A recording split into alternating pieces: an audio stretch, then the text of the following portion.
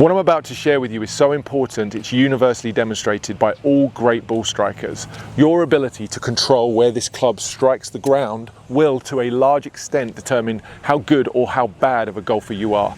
Simply put, get better at this skill and this drill that I'm going to share with you today, and you will immediately become a better golfer.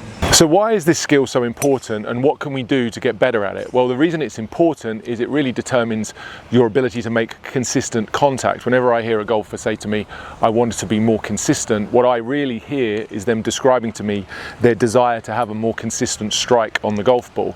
And your ability to bring this club down and strike the ground in a more consistent spot would, by extension, help you to strike the ball more consistently. And it's that consistent strike which leads to a more predictable outcome, and it's that more predictable outcome which leads to lower scores, because your ball ends up finishing much closer to its intended target when you strike it properly.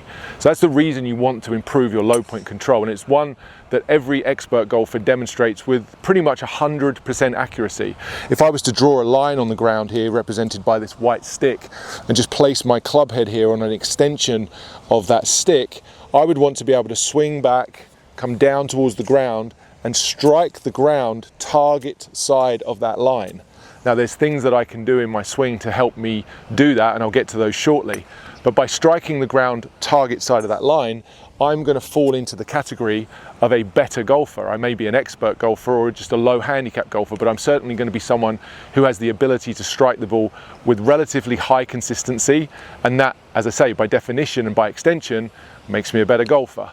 Conversely, if I was to use this stick as a reference, swing back and swing down towards the ground, and for whatever reason strike the ground before that line, that's going to throw me into the bucket of high handicap golfers, potentially a beginner golfer, someone who has little to no control at all over the contact. So therefore the outcome of every shot you hit is very random.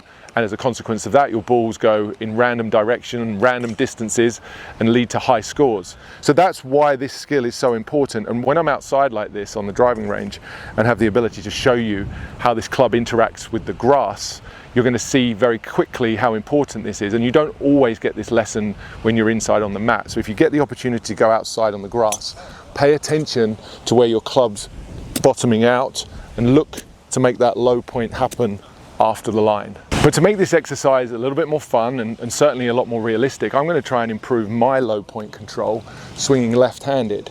Now, full disclosure, I'm not a left-handed golfer, but this is not the first time I've practiced left-handed. So I have done this before, but I'm also a lot less skilled this way around than I am right-handed. So I know my low point gets a bit sketchy, gets a bit erratic, and I can certainly miss-hit shots just like the best of anybody. So I'm going to work on some of the things that I would say will help any golfer to improve their low point control and test these theories on myself. So the first place I would start would be, if I'm struggling with low point, would be to put my weight more forward. And I do that by moving my lower center, my pelvis, towards the target. So I take this belt buckle, if you like, from this 50-50 position where it's hanging and hovering over the top of this stick, and just move my pelvis towards the target. I've now got 60 to 70% of my weight on my lead side, and I'd want to try to keep that sensation that the weight stays more forward, because all things being equal, if the weight's more forward, the location of the bottom of this swing is going to also be more forward. Said another way, if I was to move around for whatever reason, I would find that the lowest point of my swing would become much more erratic and tend to move behind the ball, which is what I see the majority of high handicap golfers struggling with. So the very first point would be put the weight on the front, and then I would try to turn around that point. I would try to stay on that lead side and pivot, turning my body back and through, whilst keeping that weight forward, keeping it fixed, if you like. Those of you that are familiar with this channel will know of a drill called the wrench drill. This is where we put the weight on the front, almost like the lead hip becomes the bolt, and then the pelvis turns like you would turn a wrench trying to tighten a nut.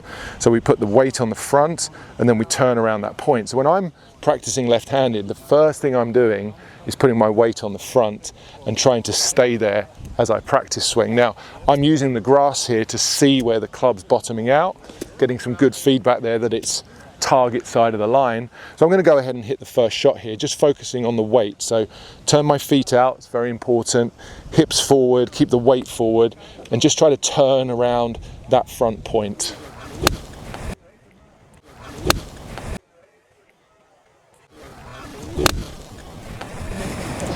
That's pretty good. Contact was very solid.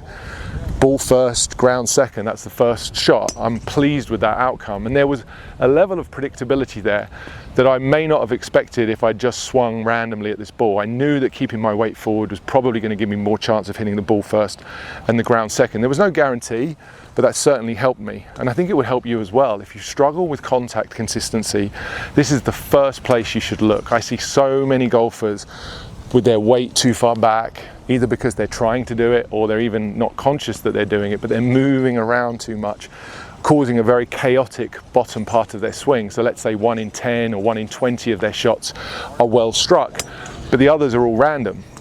And when you don't have any consistency to your contact, it's random. When you have random outcome, you're going to have random scores, and they're typically much higher than they should be. So if you want to become a better golfer, getting better at this skill is something you should focus on.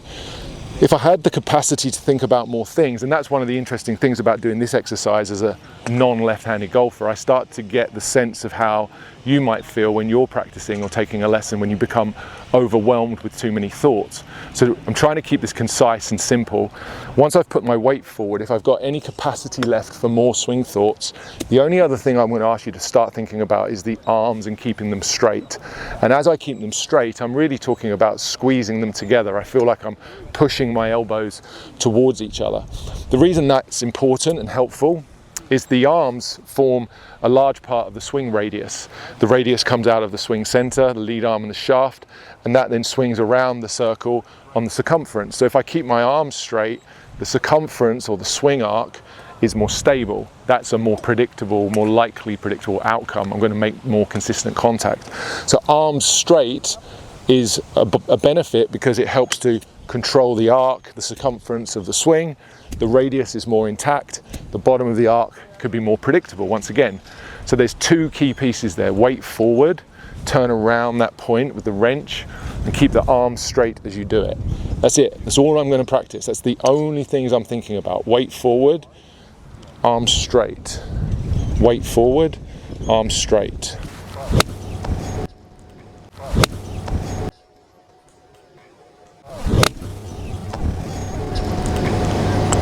I mean, that's an 8-iron. That ball's flown probably about 100 yards. I'm into a fairly stiff breeze here. Both of those balls had the low point on lockdown. That's perfect. If you could do that, you'd be a better golfer. If you're not doing that right now, then I absolutely encourage you to try this exercise. Putting the weight on the front and keeping the arms straight are two of the most crucial pieces of a good, repeatable golf swing. So perfect contact, perfect direction on both of those, and about 100 yards with an 8-iron. Now, a lot of you are going to say that's not far enough, and I would agree with you. It's not really far enough to play golf to a very high level, but that's going to help you break 100 no problem at all. And you might even be able to break 90 with that swing. And I would stop the video here and just say to you, you've got to spend a lot of time making these half swings where the arms go parallel with the ground in the backswing, parallel with the ground in the follow through, and get this contact piece on lockdown. Do it till you can't get it wrong. Don't just do it until you get it right once or twice. And then once you do, you'll be able to start putting more speed and more energy into this swing. You'll be able to swing faster, harder, whilst being able to control the contact pieces. So I'm going to try one of those. I'm certainly jumping ahead of myself here. I wouldn't encourage someone to go from punching these balls out small, controlling the low point, to swinging faster like I'm about to, but I'm going to try it because I'm going to show you that this is the next place you should go. You shouldn't just start swinging longer.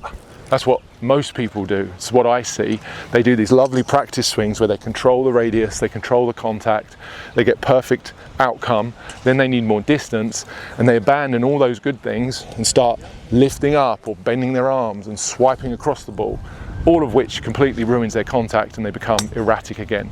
Jump on YouTube for the next tip. You go round and round in circles. Really what you need is this drill and a ton of it. So weight forward, arms straight. And on this one, I'm not going to try and swing any longer, but I'm going to try and swing with a bit more effort. I'm going to try and put a bit more energy into this swing.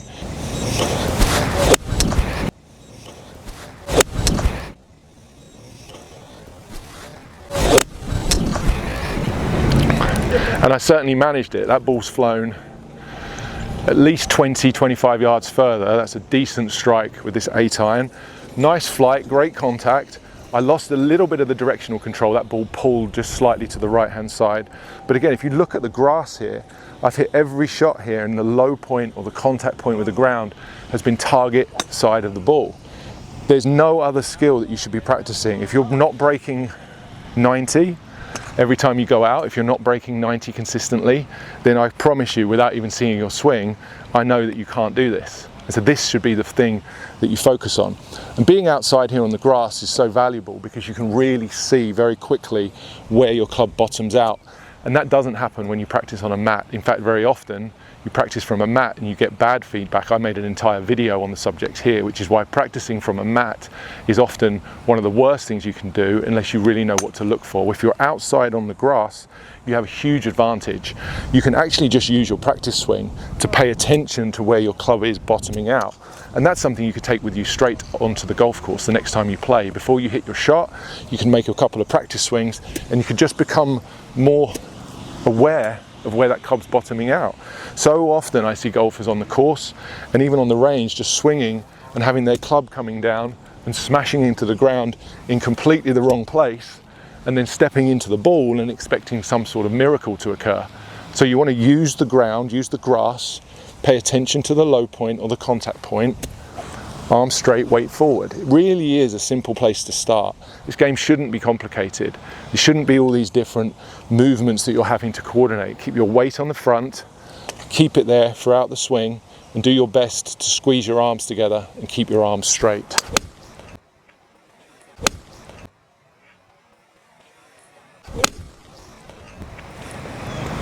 I have to say that was the best one of the lot.